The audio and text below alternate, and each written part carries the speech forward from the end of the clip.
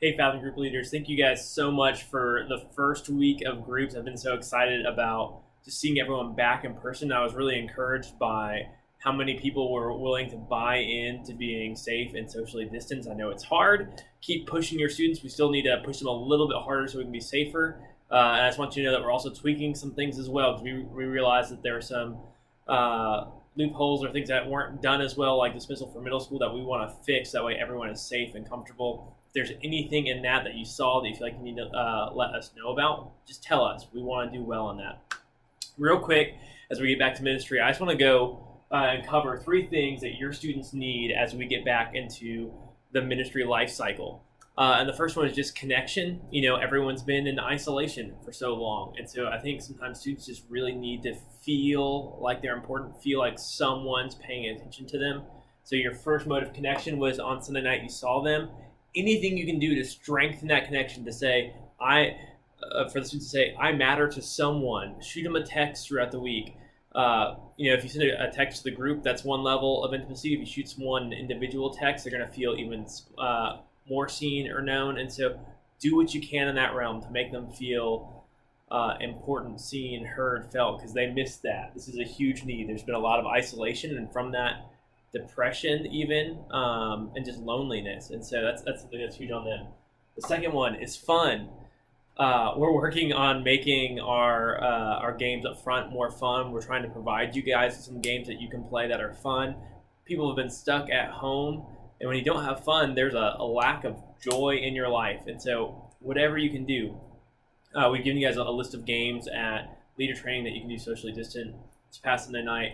We made our students wear masks and play kind of a soccer juggling game because we got boys and they want to go around, and it felt fairly safe. And so if you have any questions about that or any suggestions, reach out to us. But man, we just want to bring some joy back into life.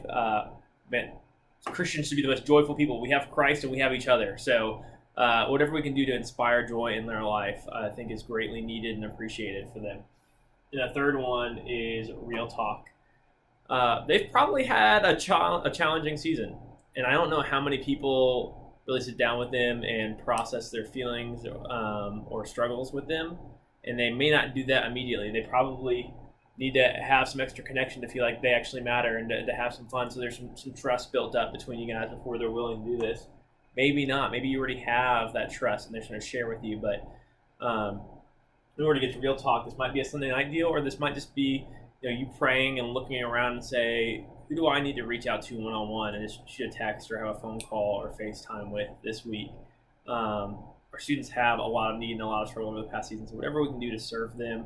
I know these are very general things, but I think you can think of very specific, concrete ways to make sure you're connecting with them, having fun with them, and engaging in real talk with someone. Maybe it's your one for this year, or maybe you initiate it with someone who might be your one for this year. I think if we're able to do these three things, I think it's going to help us in our goal, which is partnership. I can spell partnership right. Partnership in faith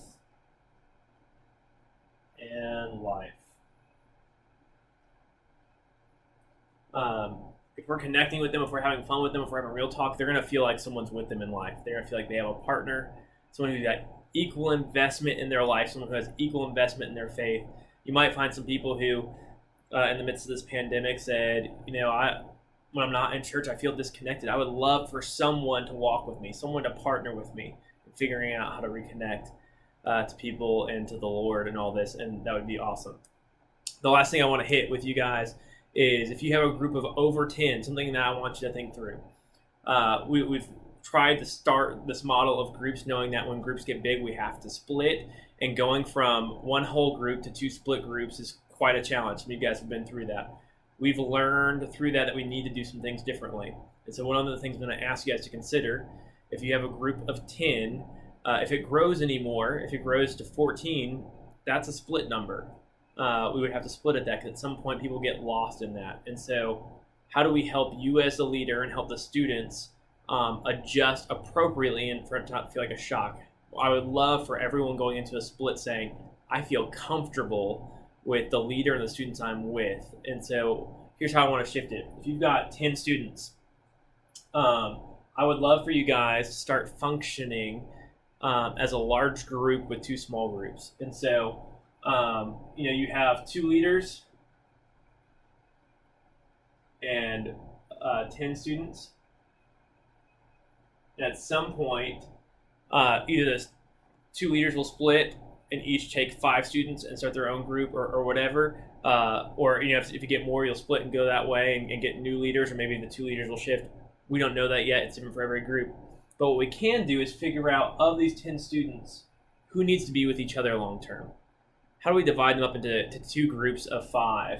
And for a while, and not during all of your small group time, but how do we have 5 students together and 5 students together and pair them each with 1 leader?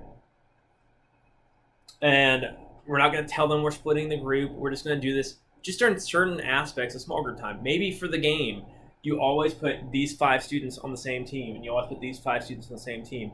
Maybe every night you split up for prayer requests. And so for the last 10 minutes of groups, you say, all right, we're going to split into our prayer request groups. These 5 and the leader go here. These 5 and these leaders go here. And we're going to do that. Or maybe it's during the lesson questions. Maybe you always do highs and lows together. Maybe you always do prayer requests together, but you do large group discussion separately. But you just find small ways start to split the group, and you want to connect your leaders appropriately. Leader, if you're connected to someone in this 5, great. This leader has some special connection in this 5, great, because we want to create long-term trust.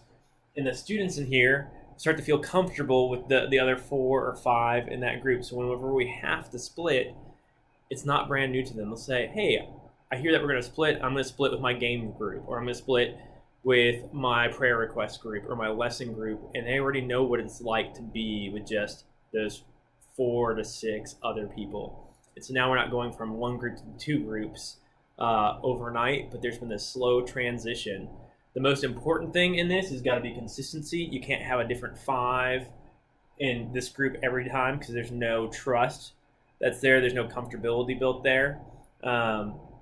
A lot of times when I see we do splits, there's this anxiety in students of what's it going to be like to not be with these people or to only be with these people. If we can show them what it's like to do that in smaller quantities, I think it's going to serve them long term. And that's what we have to be about as a ministry, is how do we serve these students long term. I know that was a lot. If you guys have any questions or concerns, please reach out. I'm really excited about your ministry this year. Last Sunday was sweet, and I'm just excited about what's to come. I'll talk to you guys later.